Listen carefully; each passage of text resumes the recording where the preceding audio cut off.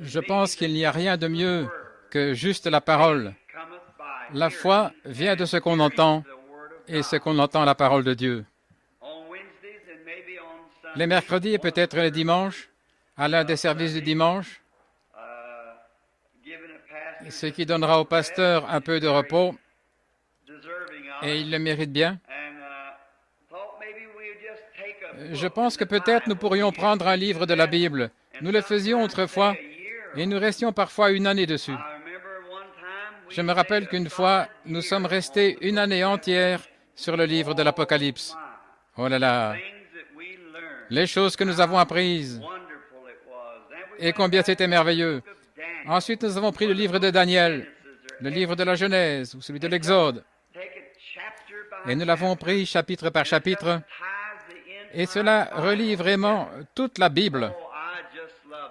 Oh, j'aime vraiment ça. Un peu plus tard, il faudrait prendre, si le Seigneur continue à nous bénir et que nous avançons, nous allons aborder des choses vraiment profondes, et nous allons parcourir l'Écriture avec ça. Et j'aime faire concorder l'Écriture avec les Écritures.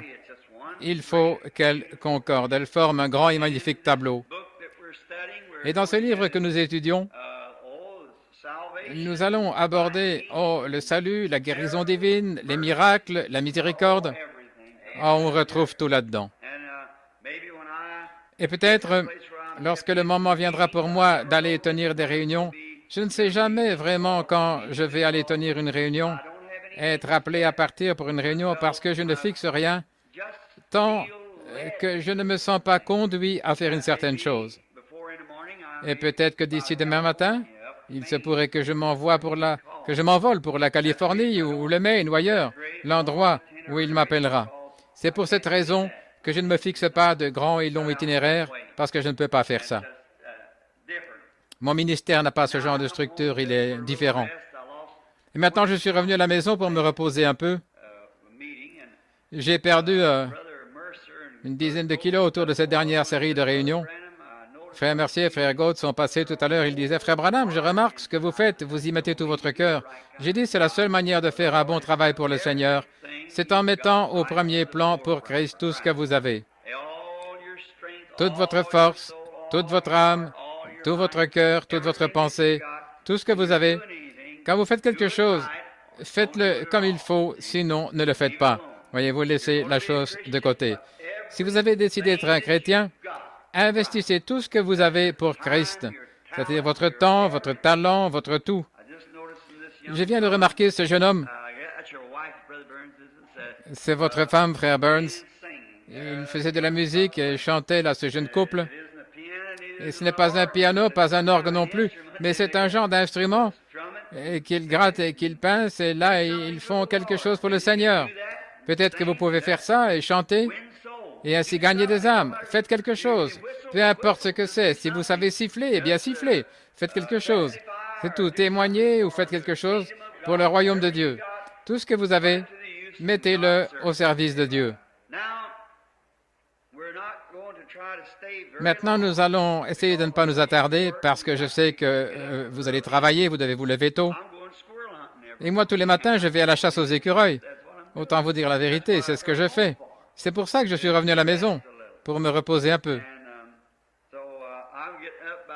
Donc, je me lève vers les 4 heures, je pars dans les bois, je chasse un petit peu et puis je m'endors.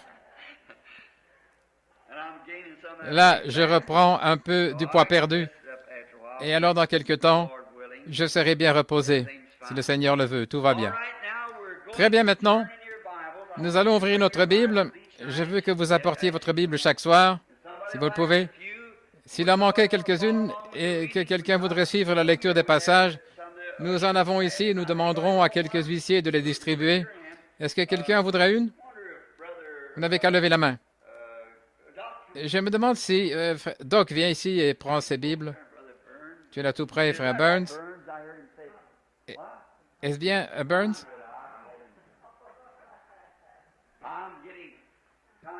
Conrad, peut-être que je commence à être un peu dur d'oreille, Frère Neville. Oui, Où ai-je bien pu trouver ce nom, Burns?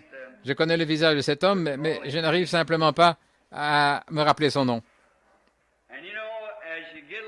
Et vous savez, en vieillissant un peu, je constate une chose. C'est plus difficile pour moi de lire cette Bible. Et je n'aime vraiment pas l'idée de devoir porter des lunettes pour lire la Bible. Mais il n'y a pas longtemps, j'ai pensé que je devenais aveugle.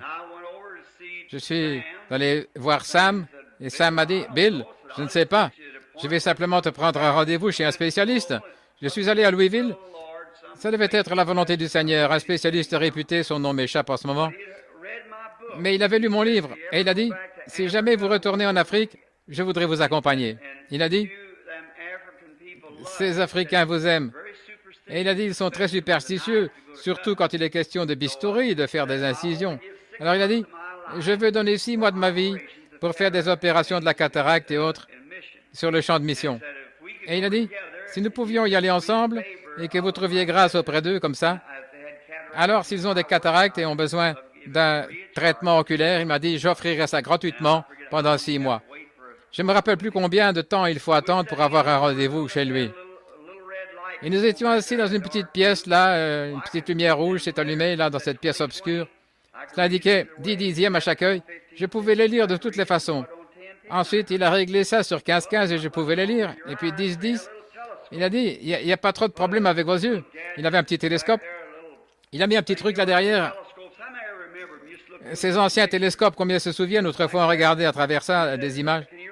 Il a dit, pouvez-vous lire ça? J'ai dit, oui, monsieur. Il a dit, lisez-le pour moi. Il y avait là tout un paragraphe à peu près grand comme ça. J'ai commencé à le lire. Il s'est mis à le rapprocher et j'ai ralenti de plus en plus. Quand il est arrivé à peu près comme ça, je me suis arrêté. Il a dit, je peux vous dire une chose, vous avez plus de 40 ans. J'ai dit, oui, c'est vrai, beaucoup plus. Il a dit, comment avez-vous fait? Il a dit, l'œil humain, naturellement, quand on atteint 40 ans, tout comme vos cheveux grisonnent et ainsi de suite, le globe oculaire s'aplatit. Maintenant, si vous vivez assez longtemps, ça reviendra. C'est ce qu'on appelle la seconde vue. Mais il a dit, l'être humain, vers l'âge de 40 ans, en fait, et il n'y a pas de problème avec ses yeux. Je peux voir un cheveu s'il est par terre, s'il est loin de moi, mais s'il est près. Il a dit, maintenant vous lisez votre Bible, il a dit, vous la poussez loin de vous et après un certain temps, votre bras ne sera plus assez long. Vous ne pourrez plus l'allonger suffisamment pour la tenir. Donc il m'a fait une paire de lunettes et la partie inférieure sert à la lecture. Il a dit, maintenant, quand vous serez en chair, il a cru que j'étais un de ces prédicateurs très dignes, vous savez. La partie supérieure n'est que du verre de fenêtre ordinaire, juste du verre. Et la partie inférieure a subi un genre d'ébauchage, ce qui me permet de lire de près, vous savez, comme ça. Mais je n'aime vraiment pas les mettre, vraiment pas. Maintenant, pour enseigner la Bible, j'ai pris le Nouveau Testament ce soir. J'ai un Nouveau Testament Collins et les caractères sont de bonne taille. Mais alors, quand je reprendrai l'autre, je devrais peut-être prendre ces chères lunettes et m'en servir un peu pour lire. Mais quoi qu'il en soit, je suis content d'avoir quelque chose qui me permette encore de lire. Et tout ce que j'ai, je vais m'en servir pour donner à chacun tout ce que je peux pour la gloire de Dieu, en espérant qu'il va enlever ce signe de vieillesse. Je ne peux pas lui demander d'enlever l'âge que j'ai. Oui, ça c'est une des choses que nous devons tous faire. Nous devons passer par là. Et je sais que je ne suis plus le petit jeune homme que j'étais debout sur l'estrade. J'ai 48 ans. Et pensez un peu, encore 2 ans et j'aurai 50 ans, frère Mike. Oh, j'ai de la peine à le croire. Vraiment, je n'étais pas conscient que je n'avais plus de 20 ans jusqu'à il y a environ 2 ans. C'est vrai, je n'arrivais pas à le croire. Et maintenant, c'est difficile pour moi de le croire tant que je ne me regarde pas dans le miroir. Alors, je sais que c'est vrai. Mais ça, c'est juste en regardant, car je me sens aussi bien que jamais et j'en suis très reconnaissant. Que toute la louange soit rendue à Dieu. Maintenant, nous étudions l'Épître aux Hébreux. Oh, c'est l'un des livres les plus profonds, les plus riches de la Bible. Je vous le dis, c'est un livre qui va vraiment, si Dieu le permet, et que nous nous y mettons à fond, je crois que nous allons y trouver des pépites d'or qui nous feront continuellement pousser des cris vers Dieu. L'Épître aux Hébreux, en fait, c'est ce que c'est. On pense qu'elle a été écrite par saint Paul, qui est sans doute le plus grand commentateur de la Bible que le monde ait jamais connu, après notre Seigneur Jésus-Christ. Et Paul faisait la distinction. Maintenant, Paul était un véritable docteur de la Bible, c'est-à-dire de l'Ancien Testament. À ce moment-là, c'était le seul livre écrit appelé la Bible. Et il essayait de montrer aux Hébreux, il séparait l'Ancien Testament. Il montrait que l'Ancien Testament est une ombre ou un type du Nouveau. Précisément là, on pourrait exploiter un filon, développer cette pensée pendant 3 mois, rien que sur cette pensée-là. Vous pourrez voir cela? Si nous prenions dans notre Bible maintenant, Hébreux chapitre 1, et si nous prenions Apocalypse chapitre 12, là aussi vous verriez cela parfaitement, cette question des ombres. Vous qui avez votre crayon, vous allez noter les références bibliques. Et dans Apocalypse 11, nous voyons que Jean, dans l'île de Patmos, a vu une femme se tenant dans le ciel, et elle avait le soleil sur sa tête et la lune sous ses pieds. Et cette femme était en travail. Son enfant devait naître. Elle enfantait un enfant mâle. Le dragon rouge se tenait là afin de dévorer l'enfant lorsqu'elle aurait donné naissance. Et l'enfant a été enlevé au ciel, et la femme s'est enfuie dans le désert, où elle a été nourrie pendant un temps et une moitié de temps, ou la moitié d'un temps. Maintenant, la femme représentait l'Église, et l'enfant qu'elle a enfanté était Christ. La lune sous ses pieds était la loi, le soleil à sa tête était la grâce, les 12 étoiles de sa couronne étaient les 12 apôtres, et là, les 12 apôtres étaient la gloire ou le couronnement du Nouveau Testament. Voyez-vous? Car aucun autre fondement ne peut être posé que celui qui a déjà été posé. Le fondement, le Nouveau Testament, les apôtres, la doctrine des apôtres et tout, c'est la couronne qui constitue le fondement du Nouveau Testament. Et alors, la lune est une ombre du soleil. Le soleil reflète sa lumière lorsqu'il est derrière la terre. Alors, la lune donne de la lumière qui permet de marcher pendant la nuit. Quelle belle image nous avons ici! Une autre belle image. Le soleil représente Christ. La lune représente l'Église. Ils sont vraiment comme mari et femme. Et dans l'absence de Christ, l'Église reflète une lumière inférieure, l'Évangile. Et c'est la lumière dans laquelle marcher jusqu'à ce que le soleil, le Fils, se lève à nouveau. Alors l'Église et le Fils, la lune et le soleil, se fondent l'un dans l'autre. Voyez-vous, la lune est une partie du soleil. Et l'Église est une partie de Christ. Et pendant l'absence de Christ, l'Église reflète sa lumière à lui. Et alors, aussi sûr que nous voyons la lune briller, elle sait que le soleil brille quelque part. Et tant que l'Église reflète la lumière de Christ, Christ est vivant quelque part. Amen. Réfléchissez à ça. Maintenant, la loi était un type de la grâce, mais la loi n'avait pas en elle le pouvoir de sauver. La loi n'était qu'un policier. Le policier vous avait mis en prison. Mais vous voyez, il a fallu la grâce pour vous faire sortir de prison. Ainsi, le sang de Christ, l'Évangile, nous délivre du péché. La loi fait seulement de nous des pécheurs. La loi déclarait seulement tu es un pécheur, tu ne déroberas point, tu ne commettras point adultère, tu ne diras point de faux témoignages. Voyez-vous, c'est un policier qui déclare que vous avez tort et que vous êtes coupable. Mais l'Évangile est la bonne nouvelle. Christ est mort pour nous sauver de toutes nos transgressions de la loi. Christ est mort pour nous faire sortir de tout ça. Maintenant, Paul, dès qu'il fut converti, il n'a jamais consulté aucun séminaire et il n'a pas non plus consulté aucun ministre. Mais avez-vous remarqué? Il est allé en Arabie et il est resté là 3 ans en Arabie. Maintenant, à mon opinion, maintenant nous devons nous reporter au contexte ici pour pouvoir en constater l'importance. Et ce soir, pour la première leçon, nous présentons l'arrière-plan, le contexte. Maintenant, Paul était un tel docteur de la Bible parce qu'il avait été élevé sous l'un des docteurs les plus éminents, Gamaliel. C'était l'un des plus connus de ce temps-là.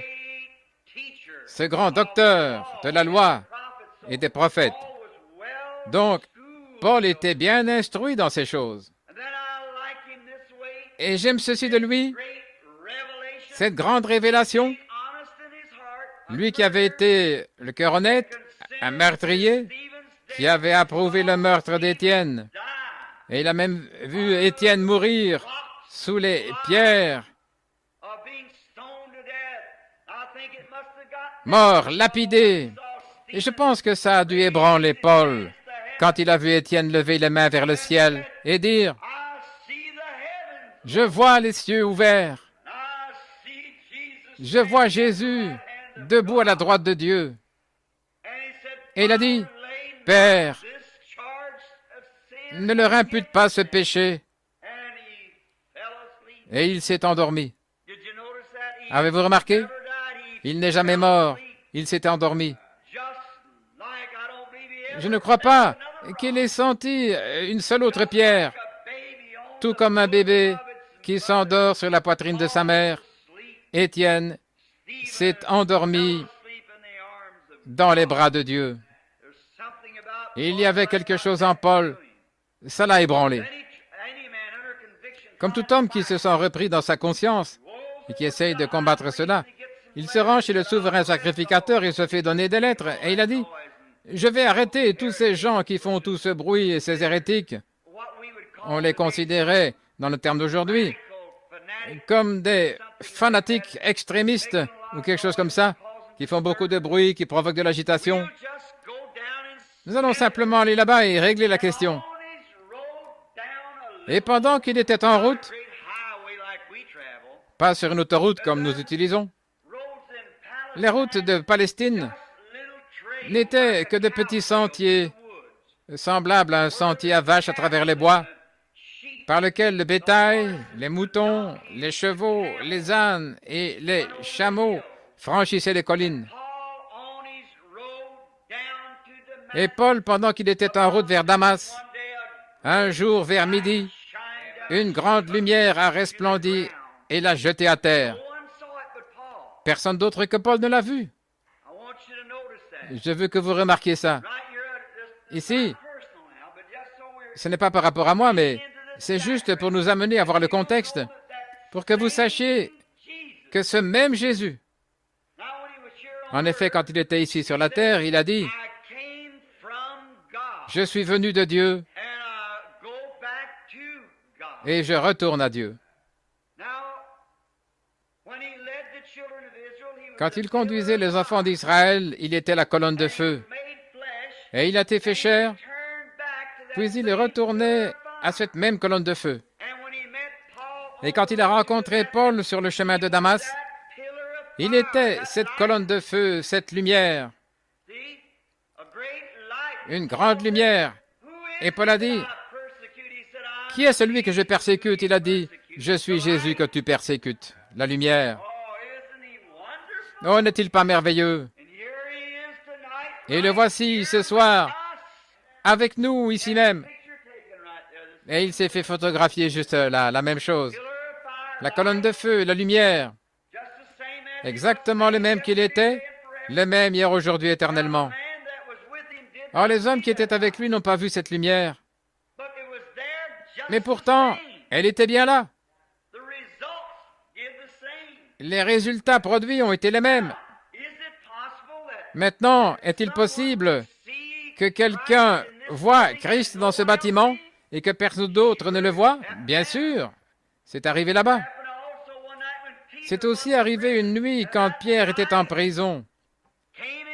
Cette lumière est entrée dans la prison et a touché Pierre et est passée juste à côté de la garde intérieure, de la garde extérieure. Elle est passée par la porte et par la porte principale et par la porte de la ville. Et Pierre a dit, j'ai dû rêver, mais il a regardé autour de lui, mais la lumière avait disparu. Christ, cette lumière éternelle, perpétuelle, c'est bien lui. Alors en chemin, et regardez autre chose qui me vient à l'esprit en ce moment. Puisque nous parlons de ceci, mais les mages qui ont suivi l'étoile depuis tout là-bas en Inde, en Orient, pendant des mois, traversant des vallées et des déserts, elle est passée au-dessus des observatoires et ils comptaient les heures de la nuit d'après les étoiles. Et aucun historien ni personne n'a jamais mentionné avoir vu cette étoile, si ce n'est les mages. Eux seuls avaient été destinés à la voir. Il est possible que vous voyez des choses que l'autre personne ne verra peut-être pas. Pour vous, c'est une réalité. Pour lui, il ne comprend pas. C'est comme une conversion. Vous pouvez être converti et jouir des bénédictions de Dieu. Vraiment, vous abreuvez des bénédictions de Dieu. Et l'autre personne assise à côté de vous, je ne vois rien du tout. Oui, c'est ça. Je ne saisis vraiment pas, je ne vois pas de quoi il s'agit. Eh bien, il ne le saisit tout simplement pas, c'est tout, alors que vous, oui. Maintenant, remarquez.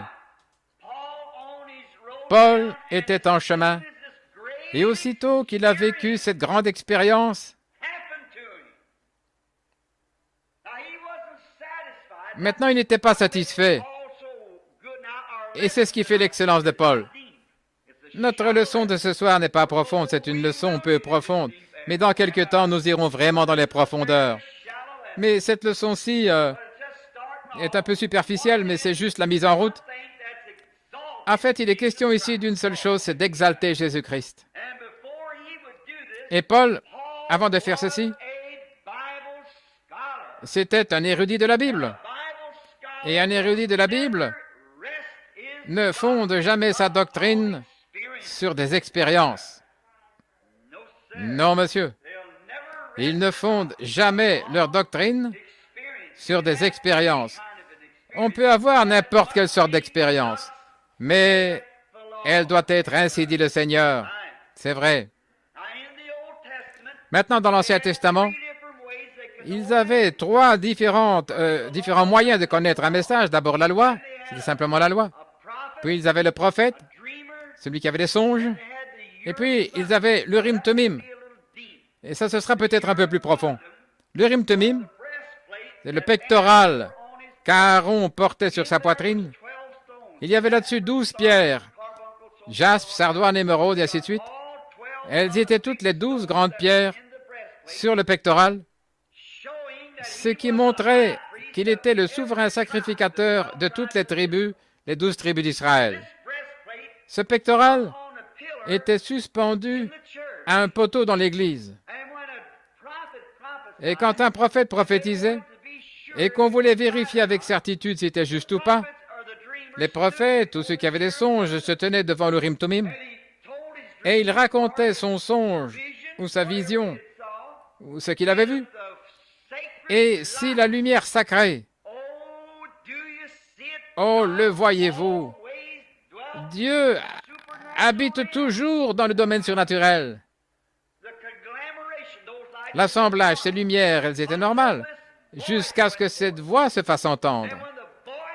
Et quand la voix frappait ces pierres, si ce n'était pas surnaturel, il n'y avait aucune réaction.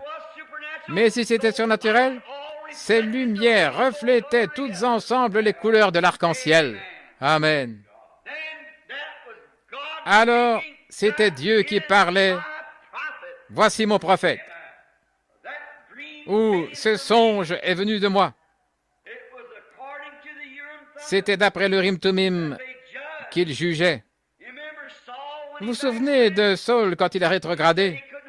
Il a dit qu'il n'arrivait pas à avoir un songe. Et le prophète Samuel était mort. Et il n'y avait aucun moyen. Il a dit, même le Urim Thummim ne veut pas me parler. Saül s'est tenu devant le Urim et ses paroles sont restées lettres mortes. Voyez-vous? Dieu l'avait simplement rejeté. Et cet Urim Thummim, c'était pour Aaron la confirmation de son sacerdoce. Après le départ d'Aaron, Moïse, le pectoral était suspendu au poteau. Or, le sacerdoce d'Aaron a pris fin quand Jésus est mort. Et maintenant, nous séparons la loi de la grâce et nous avons encore le Urim Thummim. Et Paul s'en servait. Voyez-vous, le Urim Thummim aujourd'hui, c'est la parole immortelle, éternelle, perpétuelle de Dieu. Voyez-vous? Car quiconque retranchera quoi que ce soit de ce livre ou y ajoutera quoi que ce soit, je ne veux rien qui ne s'y trouve pas. Et par contre, je veux tout ce qui s'y trouve. Voilà l'Église que nous voulons. Et il faut examiner toutes choses par la parole. C'est pour ça que j'ai reçu un mauvais accueil parmi les pentecôtistes récemment. C'est parce que j'ai dit que je ne pouvais pas comprendre en quoi de l'huile qui coule des mains ou du sang qui soigne sur le visage peuvent être le signe qu'on a le Saint-Esprit. Ce n'est pas biblique. Alors je ne pouvais tout simplement pas l'accepter. Il faut que cela vienne de la parole. Et maintenant, Paul, il aimait vraiment beaucoup la parole. Et avant de témoigner de la grande expérience qu'il avait vécue, il est allé en Égypte et il y est resté 3 ans. Je crois que c'était 3 ans.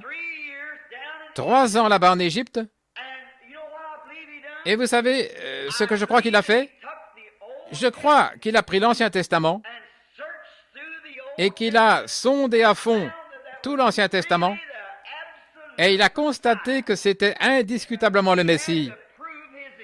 Il devait vérifier la Bible, par la Bible, la validité de son expérience. Oh là là! Regardez-le quand il était en prison. Si vous remarquez, une période de la vie de Paul où il était en prison pendant longtemps. Il a écrit l'épître aux Éphésiens, il a écrit cette épître aux Hébreux. Il avait du temps. Dieu l'avait mis à l'écart là-bas, dans une prison. Et il a écrit ces épîtres aux églises. Une à l'église d'Éphèse. Il en a écrit une à l'église pentecôtiste. Il avait beaucoup de problèmes avec eux. Il n'avait plus de problèmes avec l'église pentecôtiste qu'avec n'importe qui d'autre. C'est encore le cas. Néanmoins, il était reconnaissant pour eux. La seule chose qu'il pouvait leur enseigner, quand ils se réunissaient, un avait une langue, un avait un psaume, un avait une sensation, un avait une impression. Il ne pouvait pas leur parler de sécurité éternelle. Il ne pouvait pas leur parler de prédestination. Il ne pouvait pas leur parler, c'étaient des bébés. Il fallait qu'ils ressentent quelque chose, qu'ils voient quelque chose, qu'ils aient des sensations bizarres ou quelque chose autour d'eux, une évidence quelconque. Mais je crois que lorsqu'il parlait aux Éphésiens, il pouvait annoncer que Dieu nous a prédestinés à être des fils et des filles et nous a adoptés, a fait de nous ses enfants en Jésus-Christ avant la fondation du monde. Regardez ça. Regardez-le aborder l'épître aux Romains et tout. Eux, c'étaient des adultes. Oh, ils parlaient en langue, bien sûr. Ils avaient d'autres signes du Saint-Esprit au milieu d'eux. Mais ils n'ont pas fait des doctrines, des sensations, des frissons, des sensations bizarres. Paul a dit, vous allez dans les extrêmes avec ça. Vous devriez être des maîtres et vous êtes encore des bébés. Il vous faut du lait. J'ai toujours essayé de me battre pour ça, pour que ce tabernacle soit comme ça. Pas une bande de bébés, mais soyons des adultes. Restez sur la route. Oh là là, vous y voilà. Donc Paul s'est d'abord rendu là-bas pour vérifier si l'expérience qu'il avait vécue concordait avec la Bible de Dieu. Oh, ne serait-ce pas merveilleux aujourd'hui si les gens étaient de nouveau prêts à faire ça?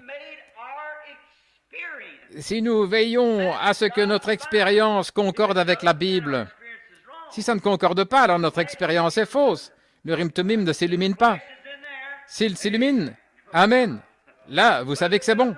Mais sinon, peu importe que ça semble bon, que ça paraisse juste, si ces lumières ne brillaient pas sur le Urim Thummim, c'était faux.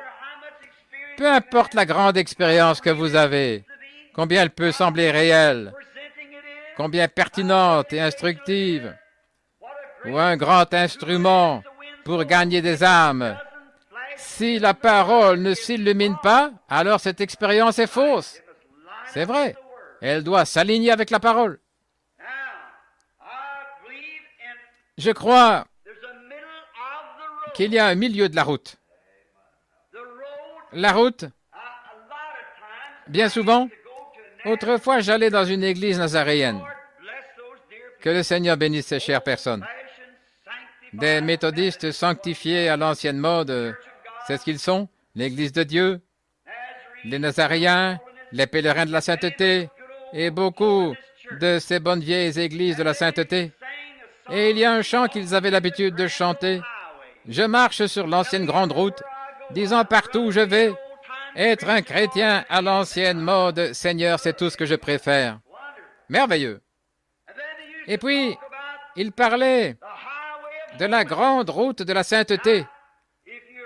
Maintenant, si vous voulez lire, où il en est question là, dans Ésaïe 35, si vous remarquez, il est dit, il y aura une grande route et un chemin.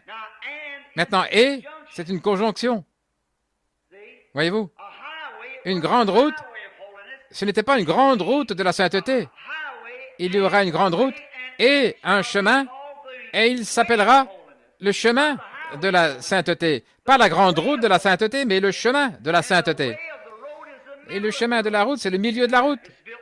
Elle est construite comme ça pour que les eaux puissent s'évacuer des deux côtés, entraînant avec elles les saletés. C'est ainsi que la route reste propre. Sinon, vous aurez tout le temps des flaques sur votre route si elle n'est pas construite correctement. Le chemin, c'est le milieu de la route. De ce côté-ci, quand les gens se convertissent, leurs pensées sont fixées sur Christ. Et s'ils sont un peu érudits et ne restent pas constamment dans la prière, ils deviendront froids, raides, formalistes, indifférents. Et puis, s'ils sont un peu nerveux, si on ne fait pas attention, ils deviendront alors extrémistes et excessifs. Voyez-vous? Et ils vont plonger dans des sensations et tout. Mais la véritable Église, c'est un évangile vraiment sensé, bien au milieu de la route. Ce n'est pas froid et formaliste, et ce n'est pas non plus du fanatisme. C'est vraiment un bon vieil évangile chaleureux, un amour de Dieu qui vient du fond du cœur, qui avance bien au milieu de la route, lançant l'appel des deux côtés. Comment allez-vous avoir cette Église? Directement de la parole, l'Urim Thummim. Paul voulait amener l'Église bien au milieu de la route. Alors, il est allé étudier pendant 3 ans les Écritures qu'il connaissait. Et donc, c'est Paul qui a écrit la majeure partie du Nouveau Testament. Dieu le lui a fait écrire parce que l'ère des nations s'ouvrait.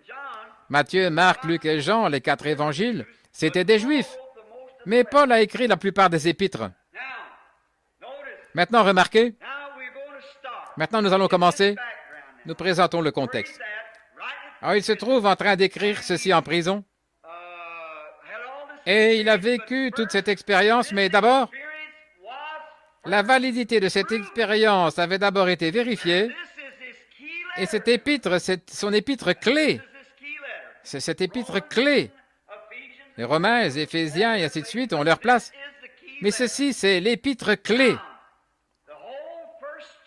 Maintenant, tout le premier chapitre exalte Jésus et montre ce qui le distingue d'un prophète. C'est vraiment ça le thème entier. Je vais essayer d'y arriver le plus vite possible afin que nous ne restions pas ici trop longtemps. Le thème entier, c'est séparer, le premier chapitre, sépare Jésus de n'importe quel prophète, n'importe quelle loi, et montre qui est Jésus. Regardez. Nous commençons avec le premier mot, Dieu. Dieu, ayant autrefois, ça veut dire il y a très longtemps, autrefois à plusieurs reprises et en plusieurs manières à parler au Père par les prophètes. Voyez-vous, Dieu, autrefois, il y a très longtemps, il a parlé au Père par les prophètes. C'est le moyen qu'il avait pour transmettre son message par son prophète. Dieu a envoyé son prophète, comme Élie, Jérémie, Ésaïe. Et si vous remarquez, jamais, à aucun moment de l'histoire de la parole, l'histoire du monde, l'Église n'a produit de prophète. Vous pouvez vérifier. Que ce soit dans l'Ancien Testament, dans le Nouveau Testament, ou en ce jour, le dernier jour, montrez-moi un seul prophète issu de l'Église au dernier jour. Montrez-moi quelqu'un suscité, ou montrez-moi une seule fois où un prophète, un vrai serviteur de Dieu, n'a pas été condamné par le système ecclésiastique du monde. Pensez à ça. Jérémie, Ésaïe, tout au long de l'Ancien Testament, on les condamnait. Jésus a dit, vous ornez les tombeaux des prophètes, vous les blanchissez, et c'est vous qui les avez mis dedans. C'est vrai. L'Église continue à faire ça. Regardez Saint Patrick. Vous, les catholiques, vous le revendiquez. Il n'est pas plus catholique que moi. C'est vrai. Mais vous le revendiquez. Regardez Saint François d'Assise. Vous le revendiquez. Il n'est pas plus catholique que moi. Regardez Jeanne d'Arc. Vous l'avez brûlée sur le bûcher comme une sorcière parce qu'elle avait des visions et qu'elle était spirituelle. Vous l'avez brûlée sur le bûcher alors que cette femme implorait miséricorde. Et ils l'ont brûlée sur le bûcher. Une centaine d'années plus tard, ils ont découvert que c'était une prophétesse, que c'était une servante de Dieu. Oh, bien sûr, vous vous êtes infligé une grande sanction. Vous avez déterré les corps des prêtres et vous les avez jetés au fleuve. Vous ornez les tombeaux des prophètes et c'est vous qui les avez mis dedans. C'est vrai. Jamais à aucun moment le système ecclésiastique n'a produit un homme de Dieu. Il ne l'a jamais fait. Il ne l'a pas fait aujourd'hui, il ne le fera jamais. Pour Dieu, la religion organisée n'a jamais été le thème de Dieu. La plus ancienne église organisée du monde, c'est l'église catholique. Luther en deuxième, puis Zwingli. Après Zwingli, Calvin. Calvin, ensuite les anglicans. Les anglo-saxons ont pris la relève. Et puis l'église anglicane, le roi Henri VIII, quand il a protesté et tout, et ainsi, jusqu'aux méthodistes de Wesley, les nazaréens, pèlerins de la sainteté, jusqu'aux derniers, les pentecôtistes, tous se sont organisés. Et la Bible nous enseigne clairement que l'église catholique, c'est une femme de mauvaise vie, et que les églises protestantes et leurs organisations sont ses filles. Apocalypse 17. C'est tout à fait exact. Pas les gens. Il y a de bonnes personnes dans toutes ces églises, des gens saints, sauvés. Mais Dieu n'appelle pas les siens par une organisation. Il les appelle en tant qu'individus. Dieu traite avec des individus. Que vous soyez méthodiste, baptiste, protestant, catholique ou quoi que ce soit, Dieu, avant la fondation du monde, vous connaissez et vous a prédestiné à la vie éternelle.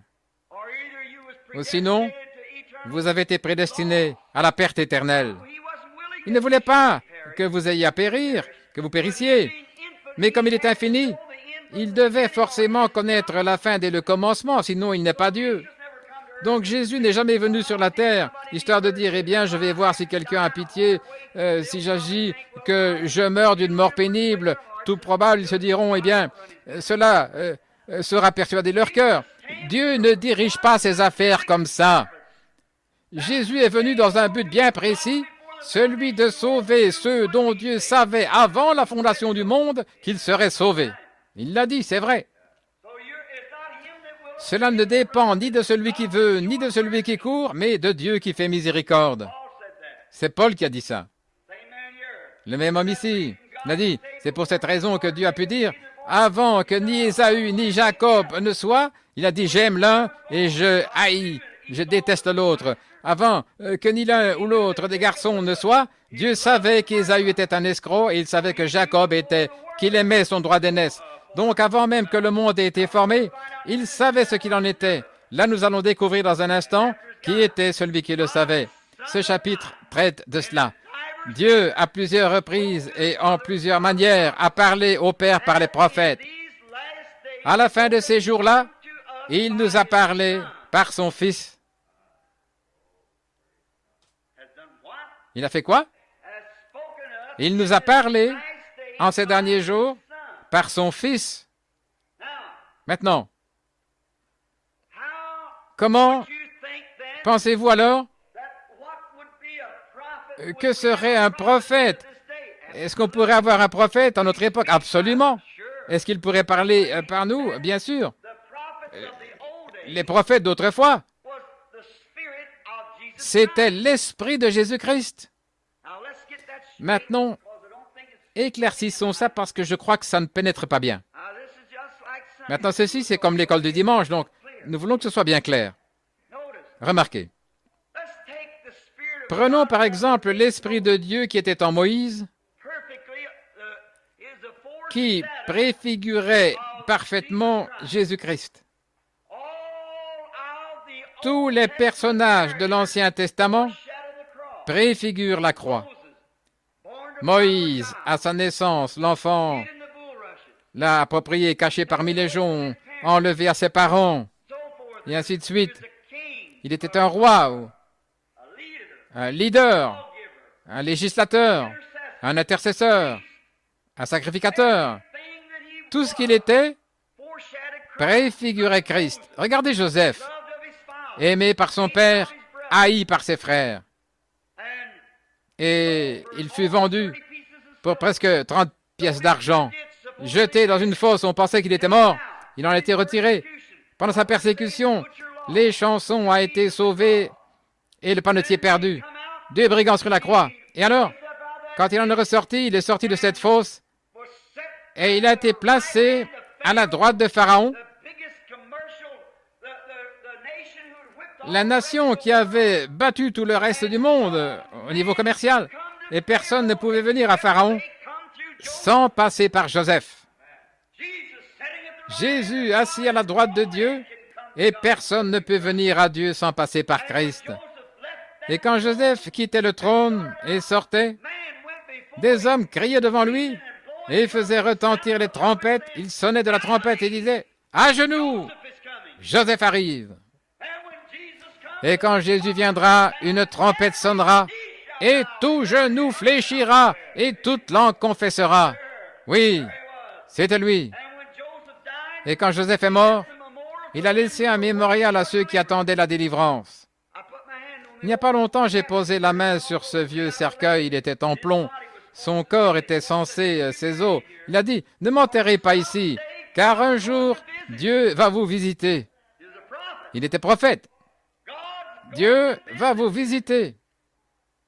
Et il a dit, quand vous partirez pour le pays promis, emportez mes os.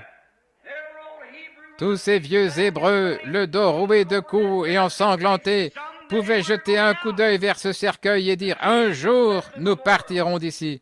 Jésus a laissé un mémorial, un tombeau vide.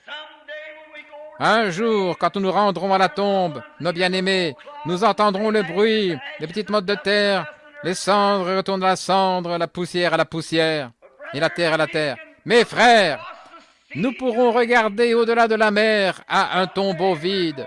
Un jour, nous partirons d'ici, nous irons à la maison. Il vient. Tout a été représenté sous forme de type. Regardez David. rejeté par son propre peuple, détrôné par son propre peuple. Lui qui était roi de Jérusalem, il a été chassé de Jérusalem par son propre peuple. Et en montant sur la montagne des Oliviers, il a regardé derrière lui et il a pleuré. Il avait été rejeté. 800 ans plus tard, le fils de David, le roi de Jérusalem, s'est assis sur une colline et il a pleuré parce qu'il avait été rejeté. C'était l'Esprit de Christ en David. Tout préfigurait la croix.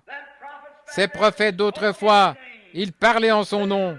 Ils vivaient en son nom. Ils agissaient en son nom. Bien sûr, Dieu autrefois, à plusieurs reprises et de plusieurs manières, a parlé au Père par les prophètes, mais en ce dernier jour, par son Fils. Donc les prophètes et les hommes spirituels à notre époque ne sont que le reflet de Christ. Autrefois, ils se tenaient là et regardaient à travers la loi. Maintenant, ils se tiennent ici et regardent en arrière dans l'autre sens, à travers la grâce. Dans Hébreux 11, le dernier chapitre, quelque chose que je me suis toujours demandé. Dans le dernier chapitre, la dernière partie du chapitre 11 d'Hébreux, où il parle d'Abraham, le grand chapitre de la foi, et là, à la fin, il dit, « Ils errèrent çà et là, vêtus de peau de brebis et de peau de chèvre, dénués de tout, sciés. Ils errèrent çà et là, sans aucun endroit où aller, haïs, méprisés, persécutés. Eux, ce sont des gens dont ce monde n'est pas digne. » Alors Paul se tient là et dit, « Mais sans nous, ils ne sont pas parfaits. » En effet, ils regardaient seulement vers la croix alors que nous nous regardons à travers la croix. Nous avons l'Esprit de Christ après qu'il a été fait chair humaine et qu'il a habité parmi nous. Et nous en venons à ceci par le Saint-Esprit, qui est un bien meilleur plan. Parfois, je me demande, quelles sont les attentes de la chrétienté aujourd'hui? Un prédicateur qui arrive dans une ville, ou qui a une nouvelle église, ou un nouveau poste, qui se dit lui-même un prophète. Il vient là, il dit, eh bien, s'il me donne telle somme d'argent, si j'ai la plus belle voiture, si j'ai une augmentation de salaire tous les 6 mois, il nous faut ce qu'il y a de mieux. Il nous faut les plus belles maisons. Il nous faut les meilleurs vêtements. Que ferons-nous quand nous serons en présence de ces hommes qui erraient vêtus de peau de chèvre et de peau de brebis, qui n'avaient pas un lieu où reposer la tête, qui erraient çà et là dans les déserts? Et si quelqu'un se moque de nous, nous sommes prêts à quitter l'Église et à ne plus y retourner. Ce que la chrétienté exige aujourd'hui, nous devrions avoir honte. Oh Dieu, aie pitié de nous. À cette époque-là, il a parlé par les prophètes, mais à notre époque par son Fils. Là, c'était la parole d'un prophète. Aujourd'hui, c'est la parole du Fils. Oh, béni soit le nom du Seigneur. Autrement dit, si vous regardez l'ombre, le négatif, vous pourriez faire une erreur. Mais ceci, c'est la pellicule développée. L'image est claire. Ça, c'était par le prophète. Ceci, c'est par son Fils. Ça, c'était d'après un négatif. Ceci, c'est d'après un positif. Amen. Vous le voyez? Il n'y a pas moyen d'être perdant. C'est une chose positive. À notre époque, par son Fils. Oh, comme c'est merveilleux. Qu'il a établi héritier. Oh là là. Héritier de toutes choses. Qu'est-ce que c'était? C'était une désignation. Oh, écoutez. Il a été établi, Christ l'a été, héritier de toutes choses. Oh, ça, le diable le savait depuis le jardin d'Éden. Vous voyez, lorsque le diable a entendu cette parole là-bas, ce jour-là, lorsque le jugement a été prononcé sur ces gens, il a dit, « Parce que tu as été tiré de la poussière, tu retourneras dans la poussière. Et la postérité de la femme écrasera la tête du serpent. » Une postérité promise. Satan a constamment guetté l'arrivée de cette postérité. Quand Abel est né, il s'est dit, « Ça y est, voilà la postérité. » Et il a tué Abel. Son fils Caïn a tué Abel. Et dès qu'Abel est mort, il s'est dit, j'ai eu la postérité. Il l'avait tué. Il s'est dit, je l'ai eu. Mais la mort d'Abel, la naissance de Seth, c'était de nouveau une résurrection. Regardez comment étaient les descendants. Cette lignée de Seth, une descendance d'hommes humbles et justes, elle s'est perpétuée dans Enoch jusqu'à Noé, jusqu'à la fin de la destruction antédiluvienne. Regardez la lignée de Caïn. Ils sont devenus des gens intelligents, instruits, la science. La Bible ne dit-elle pas, Jésus n'a-t-il pas dit que les enfants de ce monde sont plus sages que les enfants du royaume? Regardez le côté de Caïn encore aujourd'hui. Intelligent, instruit, sceptique, très religieux. Voyez? Très religieux. Mais des savants, des scientifiques, des bâtisseurs, de grands hommes. Regardez les grands hommes, regardez Thomas Edison. Beaucoup de grands hommes, regardez Einstein. Le prétendu cerveau du monde. Comme on l'appelle aujourd'hui, le cerveau du monde. Mais nous n'essayons pas d'utiliser le cerveau. Nous laissons la pensée qui est en Christ être en nous. Nous regardons la parole et nous déclarons qu'elle est bien vraie. Les médecins, bien que nous leur tirions vraiment notre chapeau, il se trouve néanmoins que la plupart d'entre eux sont des sceptiques, des agnostiques. Regardez aujourd'hui les gens intelligents, habiles, ils sont de ce côté-là, du côté de Caïn. Par contre, regardez ceux qui sont humbles et doux. La voilà, la résurrection de nouveau. Oh, béni soit le nom du Seigneur. Vous y voilà. Remarquez, il l'a fait héritier de toutes choses, par lequel aussi il a fait les mondes. Qui a fait les mondes? Christ. Christ a fait les mondes, oui monsieur. Continuons un peu plus loin. Qui étant le resplendissement de sa gloire et l'empreinte de sa présence, le resplendissement de la gloire de qui? De la gloire de Dieu. L'empreinte de la présence de qui? De Dieu. Oh, j'aime ça.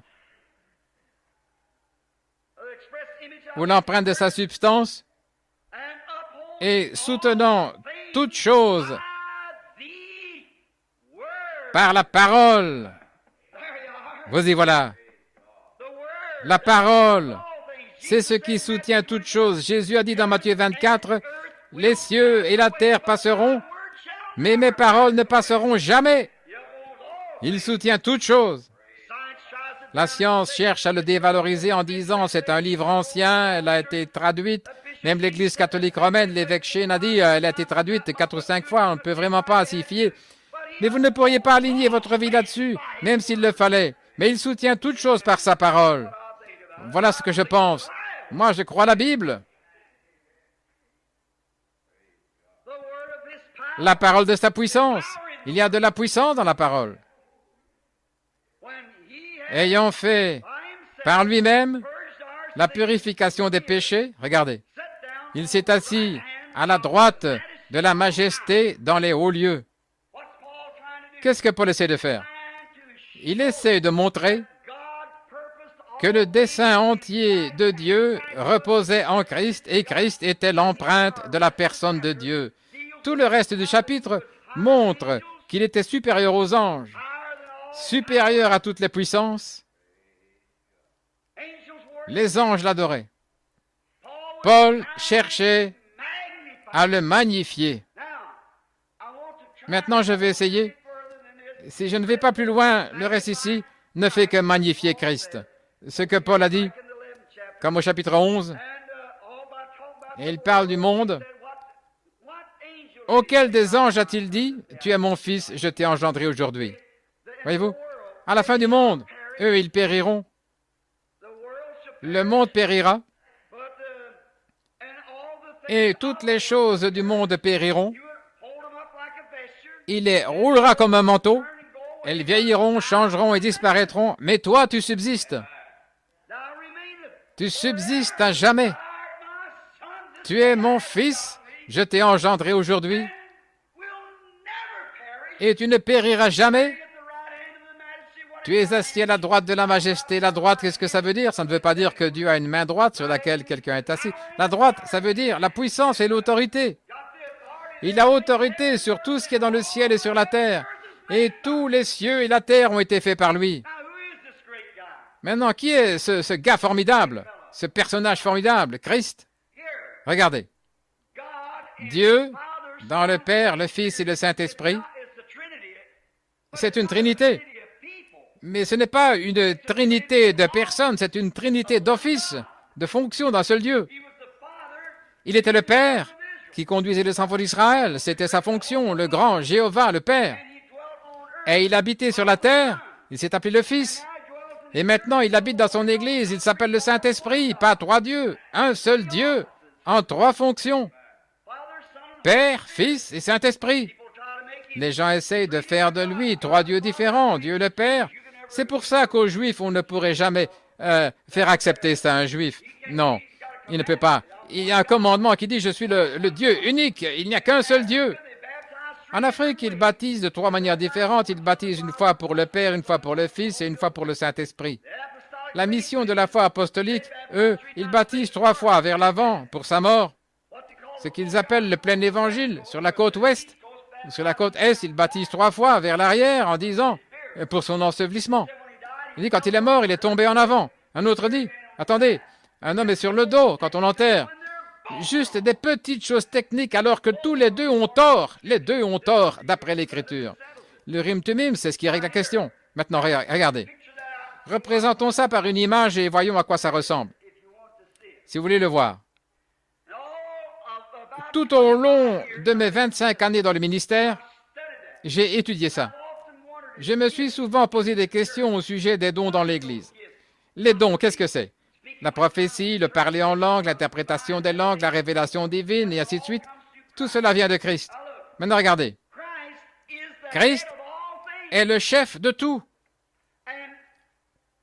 Et il est la tête de l'Église. Avez-vous déjà vu un gros diamant?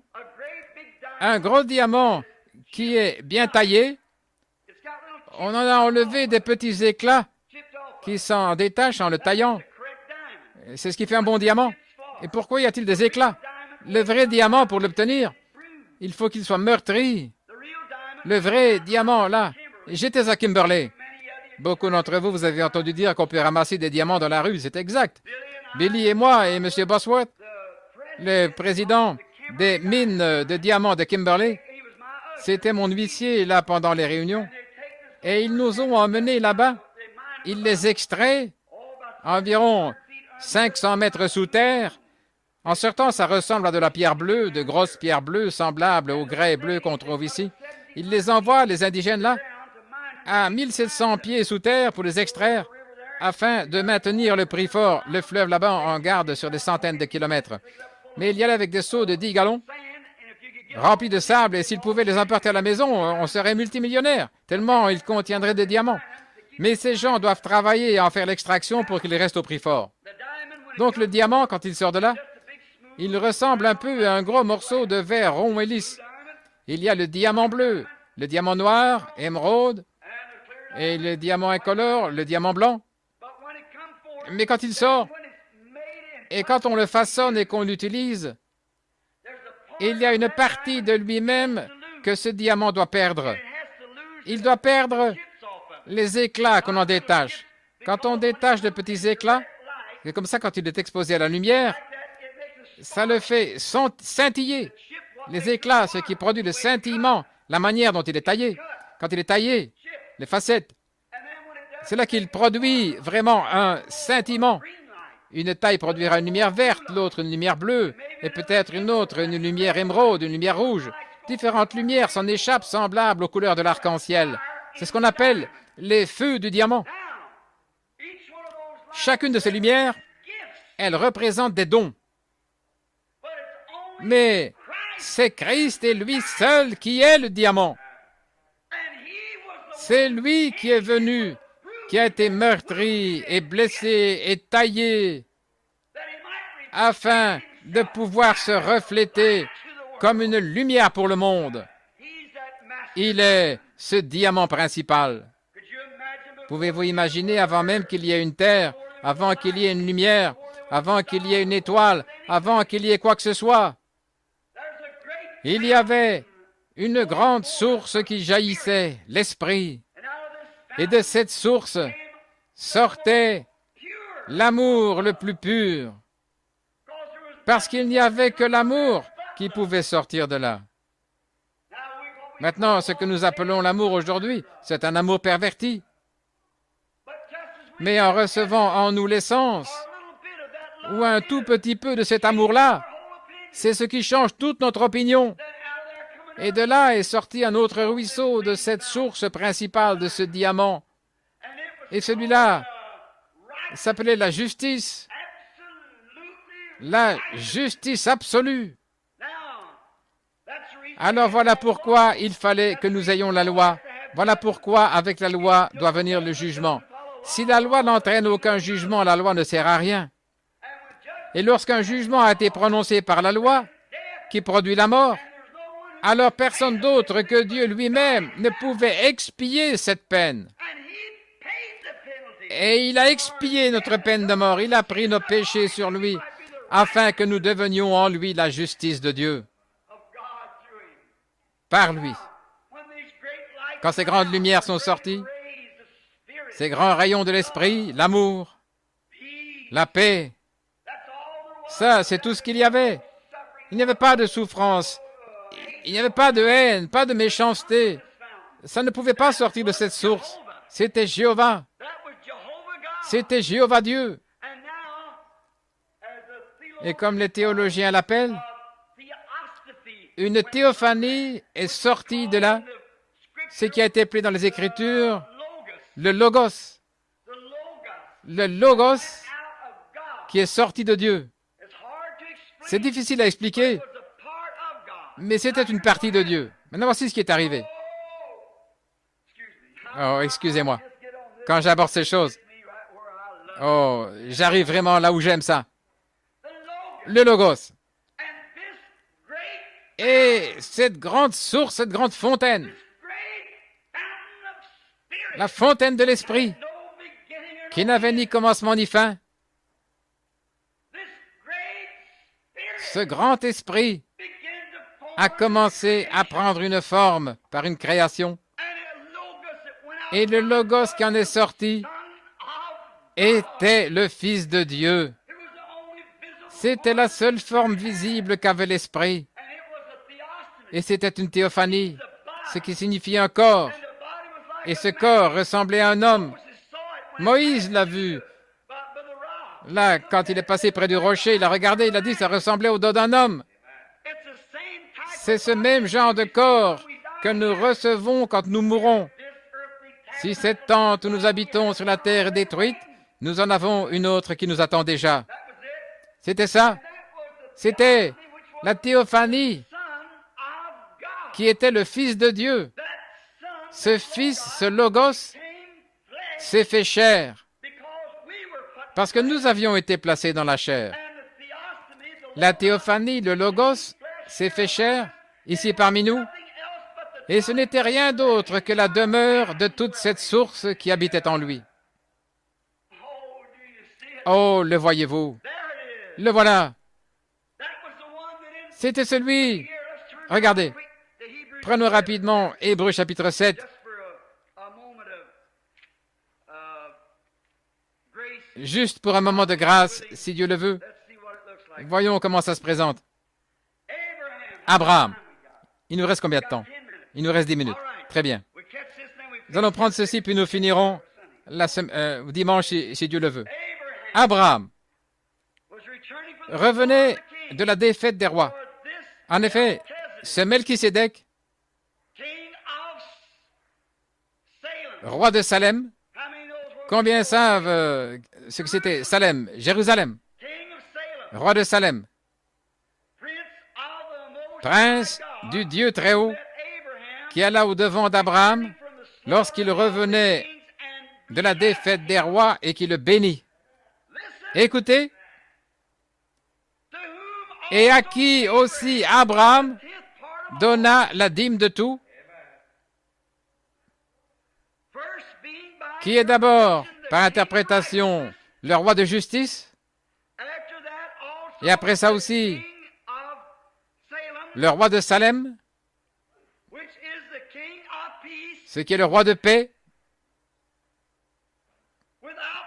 sans père, sans mère, sans généalogie, qui n'a ni commencement de jour, ni fin de vie. Un roi est descendu de Salem et est allé au-devant d'Abraham lorsqu'il revenait de la défaite des rois. Et ce roi n'avait pas de père, n'avait pas de mère, n'avait ni commencement de jour, ni fin de vie.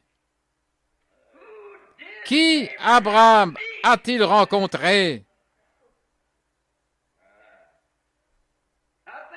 Maintenant réfléchissez. Il n'a pas eu de père, pas eu de mère. Il n'a jamais eu de commencement où il a commencé. Et il n'aura jamais de temps où il finira.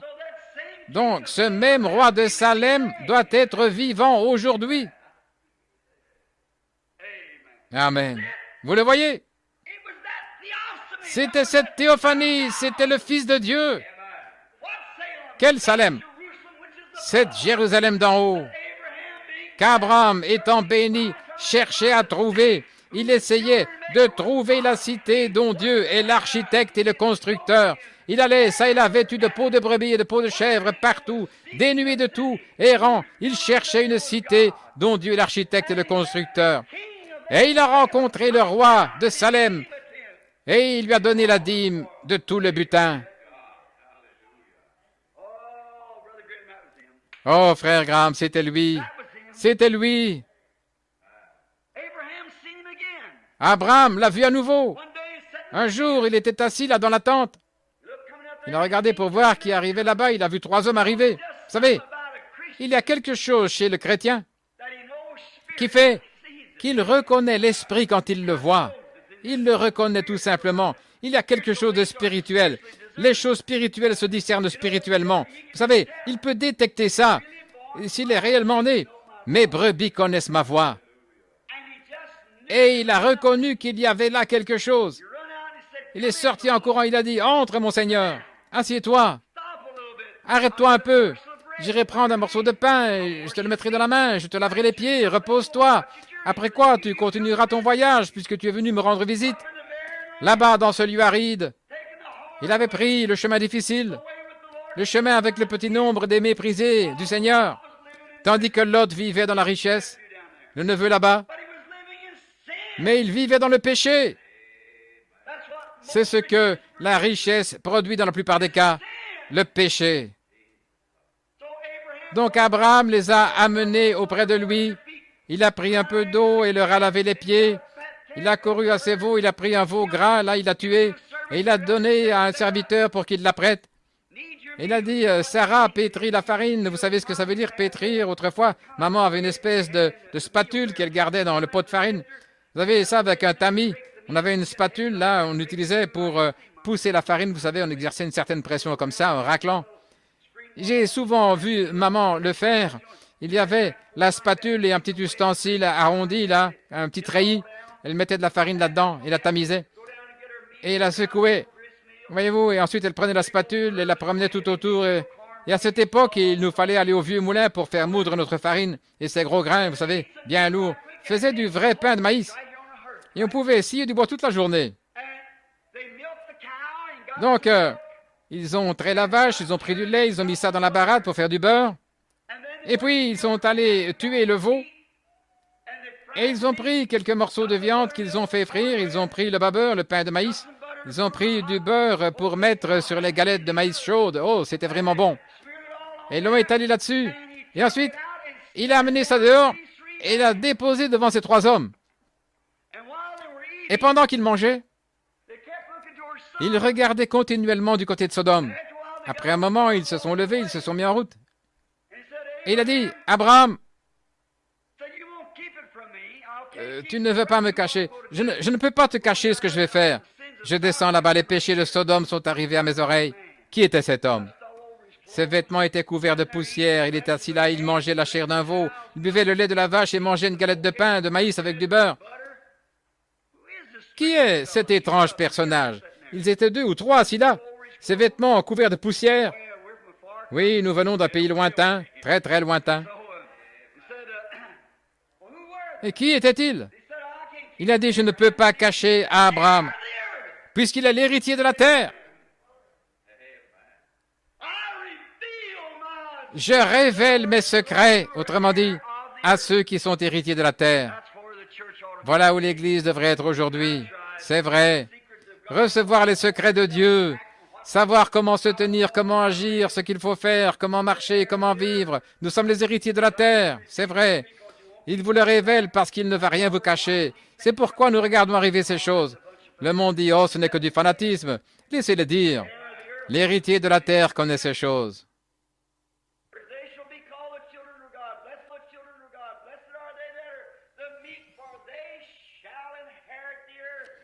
Heureux ceux qui sont doux, car ils hériteront la terre. Il leur fait connaître ses secrets, il les leur révèle. Il leur montre ce qu'il faut faire, comment vivre, abandonner les choses du monde, marcher saintement et vivre saintement dans le siècle présent, marcher constamment avec lui. Que le monde dise ce qu'il voudra. Il a dit, je ne peux pas cacher ce secret à Abraham, parce qu'il est héritier de la terre. Mais il a dit, je vais descendre à Sodome et le détruire. Monsieur, que vas-tu faire? D'où viens-tu? De quoi s'agit-il? Nous voyons qu'il a dit, et autre chose, Abraham, tu as attendu 25 ans cette promesse que je t'ai faite. Tu as préparé toutes les couches, les épingles et tout pour ce bébé il y a déjà 25 ans. Tu as continué à t'attendre à moi. Et maintenant, je vais te visiter vers la période de la vie. À la période de la vie, le mois prochain, je serai avec toi. Et Sarah se trouvait derrière dans la tente. Cet homme avait le dos tourné à la tente, il parlait à Abraham comme ceci, et Sarah a fait « Ah !» Et il a dit « Pourquoi Sarah a-t-elle ri ?» Oh! Qu'est-ce que vous dites de ça? C'était un bel exploit de télépathie, n'est-ce pas? Pourquoi Sarah a-t-elle ri? Sarah a dit « Non, je n'ai pas ri. » Il a dit « Oh si, tu as ri. » Elle a eu peur, elle tremblait. Qui était celui-là qui avait su ce qu'elle faisait là derrière dans la tente? C'est ce même Dieu qui est ici avec nous aujourd'hui. Le même Dieu, il est au courant de tout. Oui, il révèle seulement les choses au fur et à mesure de vos besoins. De quoi ris-tu? Voyez, il avait le dos tourné à la tente. La Bible l'a déclaré qu'il avait le dos tourné à la tente, mais il l'a su. Pourquoi fait-elle ça là derrière, tu vois? Il a dit, je vais te visiter. Qui est cet étrange personnage? Vous savez ce qui est arrivé? Il est parti de là et s'est volatilisé. Et la Bible dit que c'était le Dieu Tout-Puissant, Jéhovah. Cette grande fontaine, cette théophanie, ce logos. Il y a quelque temps, un prédicateur m'a dit, frère Branham, vous ne pensez pas vraiment que c'était Dieu, n'est-ce pas? Et j'ai dit, la Bible dit que c'était Dieu, Elohim. En effet, il était le Dieu Tout-Puissant, El Shaddai. C'est vrai, celui qui donne la force, celui qui satisfait. Amen. Oh, je me sens religieux. Pensez-y. Le voilà, maintenant je vais vous montrer ici qui il est. Alors vous verrez qui il est. C'était Jésus. Avant qu'il ait le nom humain, Jésus. Il était là près de la fontaine ce jour-là, ils y buvaient tous, vous savez. Ils avaient l'eau qui était dans le désert et tout ça. Il disait, ils mangeaient la manne. Il disait, nos pères ont mangé la manne dans le désert pendant 40 ans. Il a dit, ils sont tous morts. Je suis le pain de vie qui est descendu du ciel d'auprès de Dieu. Celui qui mange de ce pain ne mourra jamais. Ils ont dit, eh bien, nos pères ont bu de l'esprit d'un rocher spirituel qui était dans le désert qui les suivait. Il a dit, je suis ce rocher-là. Gloire! Saint Jean chapitre 6. Et ils ont dit, quoi? Que dis-tu? Oui, c'est vrai. Tu n'as même pas encore 50 ans. Évidemment, son travail le faisait paraître un peu plus âgé. Et il n'avait que 30 ans. Il a dit, tu es un homme qui n'a pas plus de 50 ans et tu dis que tu as vu Abraham, lui qui est mort depuis 8 ou 900 ans. Nous savons que tu es un démon. Et il a dit, avant qu'Abraham fût, je suis. Le voilà. Qui était le je suis? Un nom perpétuel pour toutes les générations. Cette colonne de feu qui était dans le buisson ardent. Je suis celui qui suis. Le voilà, cette théophanie qu'il a formée ici, appelée le Fils de Dieu, le Je suis, le Jéhovah. Thomas avait dit, Seigneur, montre-nous le Père et cela nous satisfera. Il a dit, il y a si longtemps que je suis avec vous et tu ne me connais pas. Quand vous me voyez, vous voyez le Père. Pourquoi dis-tu, montre-nous le Père? Moi et le Père, nous sommes un. Mon Père demeure en moi, je ne suis qu'un tabernacle appelé le Fils. Le Père demeure en moi. Ce n'est pas moi qui fais les œuvres, c'est mon Père qui demeure en moi. C'est lui qui fait les œuvres, pas moi. Maintenant, pendant qu'il se tenait là, Moïse aussi l'a vu. Il l'a vu de dos, ça ressemblait au dos d'un homme. Le Logos qui est sorti de Dieu. Voilà ce qui est arrivé, c'était Dieu. Et la raison pour laquelle il est passé du Logos à la chair, qu'est-il arrivé? 5 minutes avant, il était le Logos. Mais qu'a-t-il fait? Il a simplement tendu la main. Nos corps sont composés de 16 éléments différents de la Terre, nous le savons. Le potasse, et un peu de calcium, et de pétrole, et de lumière cosmique, et d'atomes, ainsi de suite. Tout ça rassemblé, et ça forme ce corps qui vient de la poussière de la Terre. Vous mangez de la nourriture, alors que vous mangez cette nourriture qui vient de la poussière, elle est venue de la poussière, et ça continue simplement comme ça. Votre chair en tant que telle, n'est pas différente de celle d'un cheval ou d'une vache ou d'autre chose. C'est toujours de la chair. Rien d'autre. Oh, vous glorifiez la chair. Mais dans l'esprit, il y a l'âme, mon frère, c'est vrai. Par contre, votre chair n'est que poussière de la terre, comme pour l'animal. Votre chair, c'est un animal sans plus. Si vous convoitez ce qui est de la chair et les choses que vous voyez, que vous convoitez les femmes et que vous convoitez ces différentes choses, c'est toujours le côté animal. C'est vrai. Vous ne devriez pas faire ça. L'Esprit de Dieu vous conduira plus loin et vous placera à un niveau plus élevé que ça. C'est tout à fait vrai. Bien. Alors, cette grande théophanie était là. Ce grand Jéhovah, vous savez ce qu'il a dit? Il a simplement tendu la main, il a pris une poignée d'atomes, un peu de lumière, et il a versé là-dedans comme ceci, il a fait... Et encore, il est entré là-dedans. Voilà, c'est tout. Il a dit, viens ici, Gabriel, ce grand archange. Il a fait... Entre là-dedans. Viens ici, Michael, l'ange à ta droite. Entre là-dedans. Dieu et 2 anges ont marché ici-bas dans une chair humaine, ont bu le lait d'une vache, ils ont mangé le beurre fabriqué à partir de ce lait, ils ont mangé du pain de maïs et la chair de veau. 2 anges et Dieu, la Bible le dit. C'est Melchisédek qu'Abraham avait rencontré en revenant de la défaite des rois. C'est le Fils de Dieu.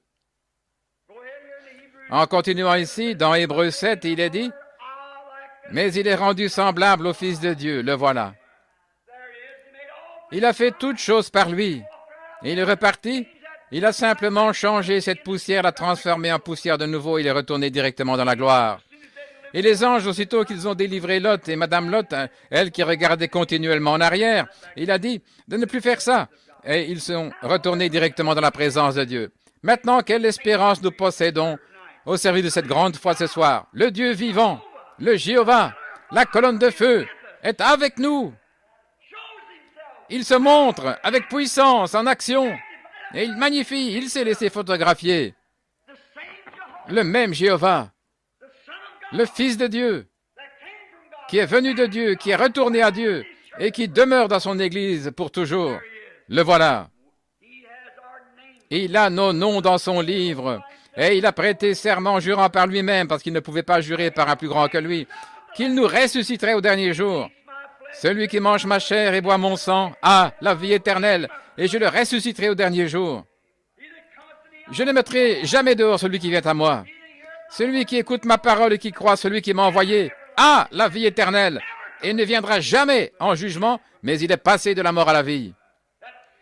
Ce même Dieu pourrait simplement tendre la main, saisir une poignée de calcium et de potasse et faire « Et vous voilà de nouveau. » Et mon nom est dans son livre. Oh! Qu'est-ce que ça peut bien me faire que mes épaules se voûtent et que je prenne de l'âge? Absolument rien. Ça ne m'inquiète pas. Frère Mike, sois béni mon frère un de ces jours, au moment où cette grande trompette, elle retentira, où ce Joseph s'avancera. Alléluia. Et il dira, enfant, Vous serez alors fait à sa ressemblance, jeune pour toujours. La vieillesse ne sera plus. Les maladies, les difficultés, la tristesse auront disparu. Gloire au Dieu vivant. C'est par lui qu'il parle aujourd'hui, par son Fils. Autrefois, à plusieurs reprises et de plusieurs manières, il a parlé par le prophète, mais en ces derniers jours par son Fils, Jésus-Christ. Il parle au cœur de chaque homme qu'il a appelé. Si vous avez déjà ressenti sa voix ou si vous l'avez entendu frapper à votre cœur, s'il vous plaît, ne le repoussez pas. Prions. Père Céleste, ce soir, nous sommes si heureux de savoir, à l'ouverture de cet épître aux Hébreux, que Paul est retourné directement dans les évangiles. Il n'allait pas accepter ces choses en se fondant sur un ouï-dire ou sur une expérience. Il voulait que nous sachions la vérité. Et il est retourné directement dans les évangiles, dans l'Ancien Testament, l'évangile qui leur avait été prêché. Et il a reçu tout au long de l'Ancien Testament, là, toutes les ombres et tous les types. C'est grâce à ça que nous avons cette grande épître aux Hébreux ce soir. Et nous le voyons, Seigneur, et nous l'aimons. Et à travers les âges, on l'a brûlé, on l'a disséminé, on a cherché à l'éliminer. Mais la parole continue à avancer malgré tout. Car tu as dit, les cieux et la terre passeront, mais ma parole ne passera pas. Alors les sceptiques pourraient dire, eh bien, vous avez dit que Paul avait écrit cela. Pas Paul, mais Dieu qui était en Paul. Cet être créateur qui était à l'intérieur de Paul. Tout comme il était en David quand celui-ci a dit, « Je ne permettrai pas que mon sein voie la corruption, et je n'abandonnerai pas son âme dans le séjour des morts. » Et le Fils de Dieu a pris ces paroles venant de ce prophète, il est allé directement dans les entrailles du séjour des morts. Il a dit, « Démolissez ce tabernacle et en 3 jours je le relèverai. » Et il l'a fait, parce que la parole de Dieu ne peut pas faillir, pas un seul iota ne peut faillir. Combien nous sommes reconnaissants à Dieu pour ceci, ce grand Urim Tumim, et de savoir que nos expériences ce soir, Seigneur, se reflètent ici même dans cette Bible, et nous sommes nés de nouveau, nous avons le Saint-Esprit. Cher Dieu, s'il y a un homme ou une femme ici ce soir, un garçon ou une fille, qui n'a jamais eu ce témoignage, comment pourront-ils ressusciter s'il n'y a pas de vie à l'intérieur? Oh, ils disent, j'ai la vie. Mais la Bible dit, celle qui vit dans les plaisirs est morte, quoique vivante. Tu dis que tu as la vie, mais tu es mort.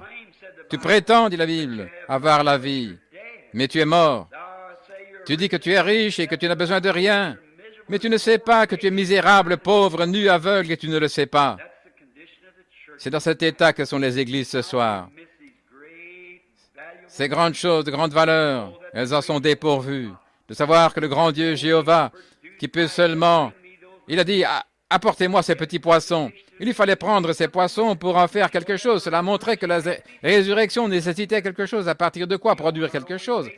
Il n'a pas seulement créé des poissons, mais il a créé des poissons cuits et du pain cuit. Il a nourri 5000 personnes avec 5 petits poissons, et des pains et des poissons.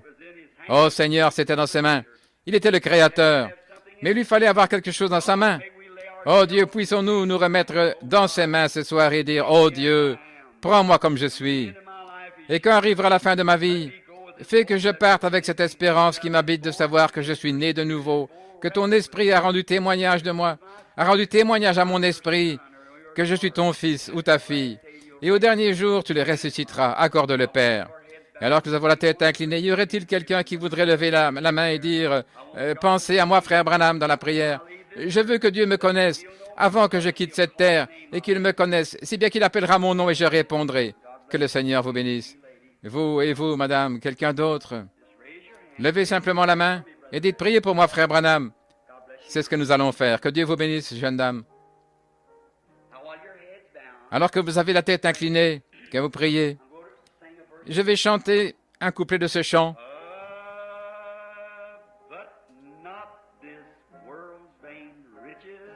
Ne convoitez pas les vaines richesses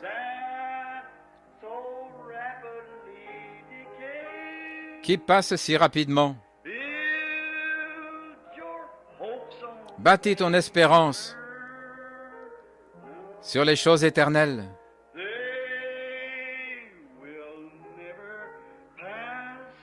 Elles ne passeront jamais.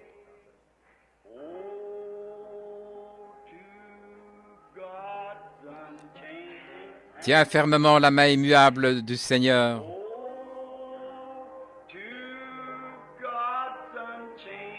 Tiens bien la main du Seigneur. Bâtis ton espoir sur les choses éternelles. Tiens bien la main du Dieu qui ne change pas. Pendant qu'elle joue et que vous avez la tête inclinée, voulez-vous dire, Seigneur, oui, voici ma main. Ça montre que votre esprit qui est en vous a pris une décision. Je veux ta main, Seigneur. Que Dieu te bénisse, petite fille. Je veux bien lever ma main. Que Dieu te bénisse, petite fille, là-bas. C'est bien, ma chérie, tu sais. Dieu est content de te voir faire ça. Laissez venir à moi les petits-enfants. Je veux, oh Dieu, que tu tiennes ma main. Et en ce jour-là, je vais être dans tes mains afin que lorsque tu appelleras, je puisse venir. Oui, comme Lazare l'était. Que Dieu vous bénisse, sœur.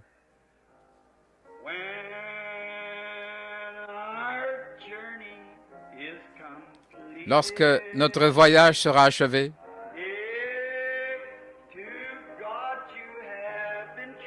si vous avez été fidèle à Dieu,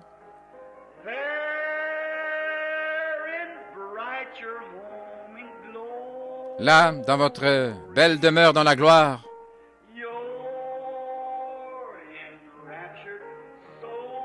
c'est ce que verra votre âme ravie.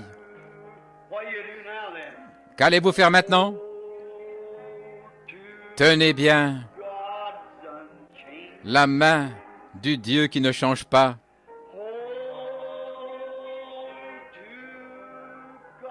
Tiens bien la main du Dieu immuable. Bâtis ton espérance sur les choses éternelles. Tiens la main du Dieu qui ne change pas. Père céleste, plusieurs mains se sont levées dans cette petite réunion ce soir pour indiquer qu'elles veulent saisir ta main éternelle, immuable, en sachant que ceux qui t'ont été confiés, il a dit, tous ceux que le Père m'a donnés viendront à moi, et aucun d'eux ne sera perdu, et je les ressusciterai au dernier jour. Ils ne pourront jamais périr, ils ne pourront jamais passer en jugement, mais ils ont la vie éternelle. La vie éternelle. Et il n'y a qu'une seule vie éternelle. Elle vient de Dieu seul, elle est Dieu. Et nous devenons une partie de Dieu, si bien que nous sommes des filles et des filles, des fils et des filles de Dieu. Et quand nous avons l'Esprit de Dieu, nous pensons comme Dieu. Nous pensons à la justice et à la sainteté. Et nous essayons de vivre de manière à lui être agréable. Fais, Seigneur, que ce genre de vie entre dans chaque personne qui a levé la main. Et ceux qui auraient dû lever la main ne l'ont pas fait, je te prie d'être avec eux. Accorde-le, Père. Et quand le voyage sera terminé, au terme de cette vie, puissions-nous entrer en paix ce jour-là, avec lui, dans ce lieu où nous ne serons plus jamais vieux, jamais malades, jamais dans les problèmes. D'ici là, garde-nous joyeux et heureux, le louant continuellement, car nous le demandons en son nom. Amen. Vous tous les croyants maintenant, levons simplement les mains et chantons ce refrain.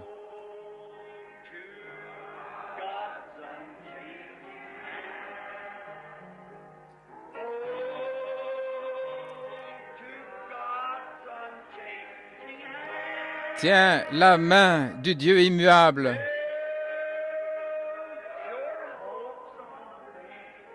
Bâtis ton espérance sur les choses éternelles.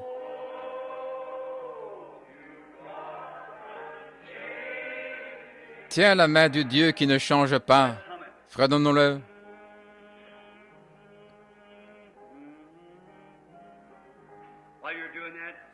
Pendant que vous faites ça, dites à votre voisin que Dieu te bénisse. Serrez la main à quelqu'un assis près de vous. Que Dieu vous bénisse. Des deux côtés maintenant. Serrez-vous la main. Que Dieu te bénisse, mon voisin. Que Dieu soit avec toi. Bâtis ton espérance sur les choses éternelles. Je sais que c'est là, frère. Je sais ce que tu as vécu, frère Neville, il y a longtemps.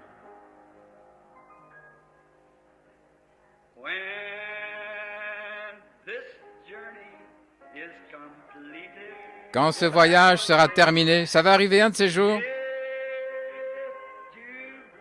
Si, envers Dieu, nous avons été fidèles,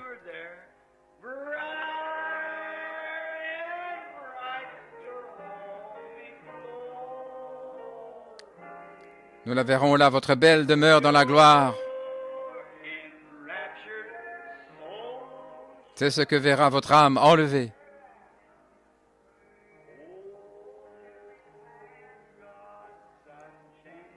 Tiens la main du Dieu qui ne change pas. J'aime cette adoration après le message. Tenez fermement la main du Dieu immuable. Bâtissez votre espérance sur les choses éternelles.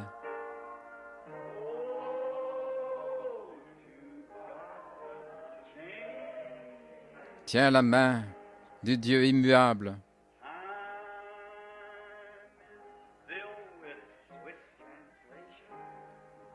Le temps est rempli de transitions rapides. Sur la terre, ce n'est que sable mouvant. Bâtissez votre espérance sur les choses éternelles. Cherchons à le voir, cet être invisible qui est au milieu de nous en ce moment.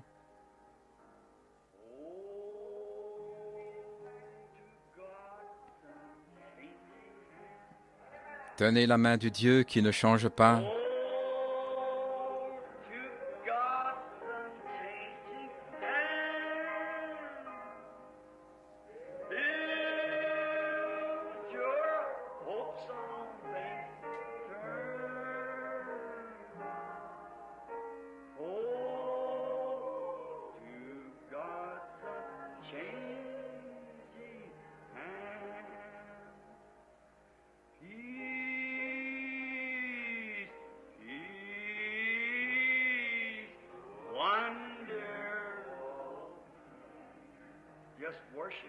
Adorez-le simplement.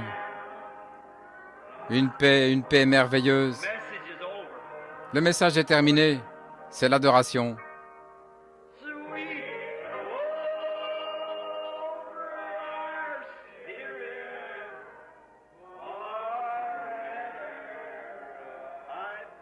Viens sur mon esprit pour toujours, je te prie.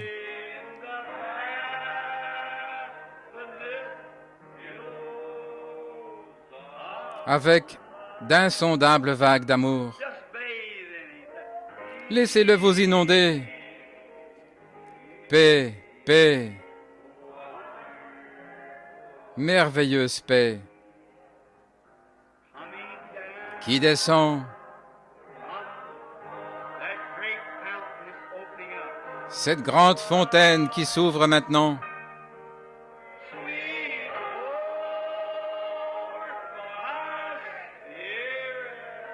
Descends sur mon esprit. Pour toujours, je te prie.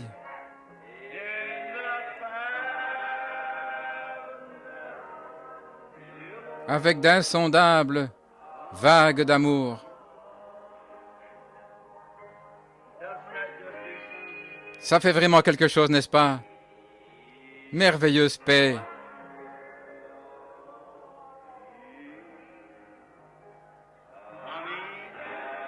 Merveilleuse paix qui descend de notre Père céleste.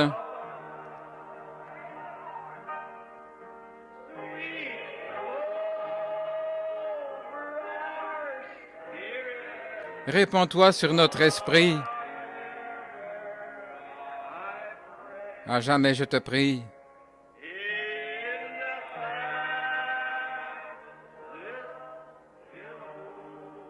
En infinie vague d'amour. N'y a-t-il pas quelque chose qui est vraiment riche et doux? Je me demande s'il y a une personne malade qui désire qu'on loigne et qu'on prie pour elle. Si c'est le cas, trouvez-vous une place. C'est la dame dans le fauteuil roulant. Je vais aller prier pour elle. Elle ne doit pas se lever de son fauteuil. Quelqu'un d'autre?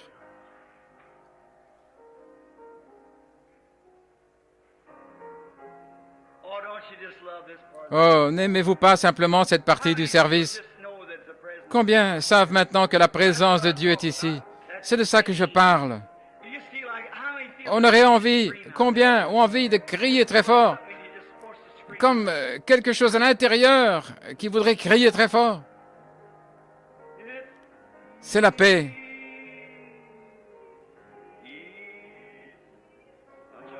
Une merveilleuse paix.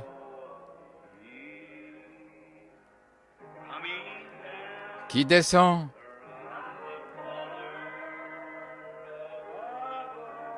du Père d'en haut.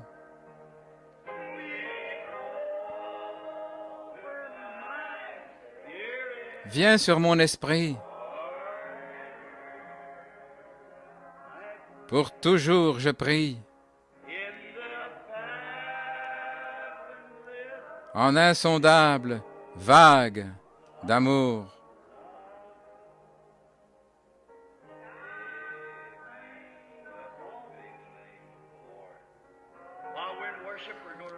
Pendant que nous sommes dans l'adoration, nous allons maintenant oindre les malades et prier pour eux.